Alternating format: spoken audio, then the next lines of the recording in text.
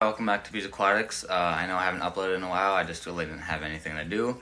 But soon I will, because so today I'm just going to do some updates of the baby guppies and what I want to do with the tank room.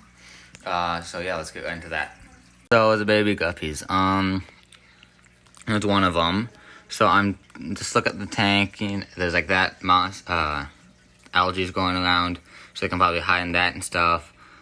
This plant, I just left everything the same that the crawfish left it, because I'm trying to hope that this plant roots onto the rock, and it's been staying alive and it's been a few weeks now, so I'm guessing it will. And you can kind of see it starting to root into a little bit more. But one of the guppies, they've gotten a lot more color, but one of them, I don't know where they are right now. That one right there, you can see his back, it's like kind of like slanted like that. That is a common back problem.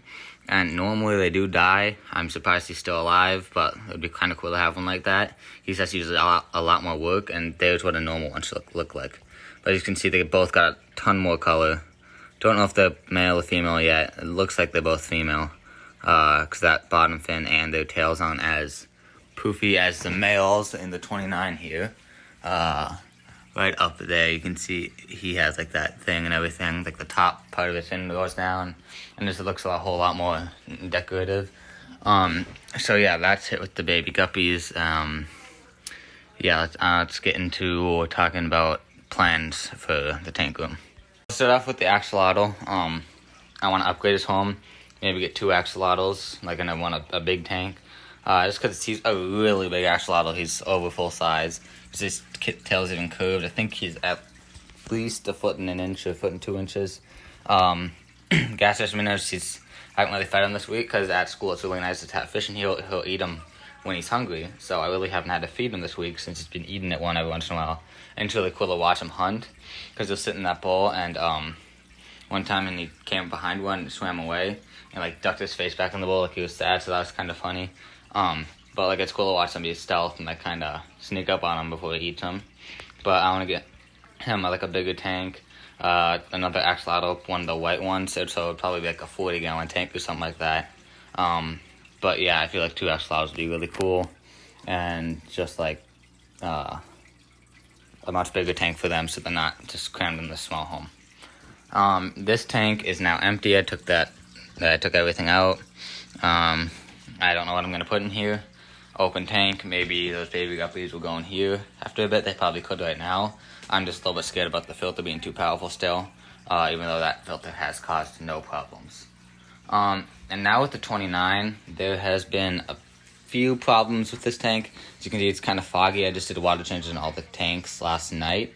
But after the gas station minnows, I heard if you don't do a water change in time, the fish can start to turn white, and those gas station minnows are really sensitive. And it wasn't even a full month to do a water change, and that's when they advised you to do it. I still had like a week left, but there was just all the gas station minnows were like so white, those dead fish. So I think I lost 2 guppies and 3 platies, so that was kind of sad. And I took out all the minnows, but yeah, I'll have to figure out this tank. I'm probably gonna buy some like algae stuff, and I should actually put some of this clear stuff I just thought of. It clears up the tank in there right now, and then in an hour or so it should be clear. It's 2 drops per gallon, so that's about 60 drops of this thing, and it should clear the water up, at least temporarily. But I do want to get something at the pet store that gets rid of all the algae, especially for the 10-gallon, because that's where the beta is. That was in the 5-gallon. That moss ball is giant, and all these other fish perfectly fine. Algae doesn't hurt them. It's just not that fun to look at, if I'm being honest. And so yeah, we talked about the guppies. The crabs. These guys, I'm debating if I want to keep them or not, because the filter is a lot of work, and I really just don't see much out of them. So I think what would be cool for the crabs is either I get rid of them and put the axolotl tank here, or I put the axolotl tank here when that happens, and I can use some of the sand and stuff. And then for the crabs, I could take them and I could put them in like a little bit of a pool, like a big pool, but like a small little, just like contained area, and make just a cool big enclosure for them. that would be really cool. Half land, half water. I could probably use that thing I used, made that little pond with, put it, I don't know, somewhere out of the sun. And yeah, I think that would be really cool. And have like maybe 30 crabs in there. Because I just feel like I'd see them move around a lot more. These two, just not much action. In the tank's always kind of foggy. And I could make this tank into something else, maybe like a breeding tank for the guppies, or breed something more, a little bit harder. Yeah, that's with the crab tank. And now for the 55, I took most of the guppies out of here too. The guppies, minnows are still that one big one, and there's quite a bit of small ones still. But I'm gonna work on getting those out over time. And again, I want to redecorate this tank, white sand, and like a sunken ship and stuff like that. A lot more colorful. So yeah, nothing much with this tank.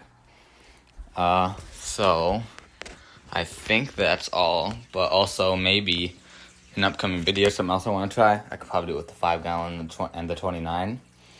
What I think would be cool, and I've seen it on YouTube, it's called like a aqua bridge or something like that. So you cut a little hole like right there for a PVC pipe, or one right here. You can make it out of whatever, but then you put 2 pipes, PVC pipes, and you can put like a clear one in the middle there, and the fish can go from tank to tank. I don't really know how you get the water in there. I'm pretty sure it's something with suction, but there's videos of it on YouTube, and I think that would be really cool. Like, I could probably connect all my tanks in my room with this. I could probably connect this, the 5 gallon to the 29, the 29 to the 10, like have one going up, over, around there, just to make sure the PVC pipes are stable. And I think that would be really cool. I'd probably glue them together. And yeah, so I think I might go pick some of that stuff up today and work on that. If it's not a video, sorry that I got a phone call and that stopped recording. I don't like how it does that. But so what I was going off of was, if I don't get those PVC pipes in a video, because I might be doing it with my friend or something, I'll show it to you afterwards, and I'll probably also show it to you afterwards, because then I know it works and nothing went wrong, because it'd be horrible if something went wrong. My bad, I just got called again, but what I was saying, it'll be horrible if something went wrong with that. So I might just show it to you after to make sure it works, and I don't come back the next day with a destruction video, but we'll see how it goes. And this, I just want to get a hammock for him. But that's all the updates, basically. So, yeah. That's all the updates I had for the tank room.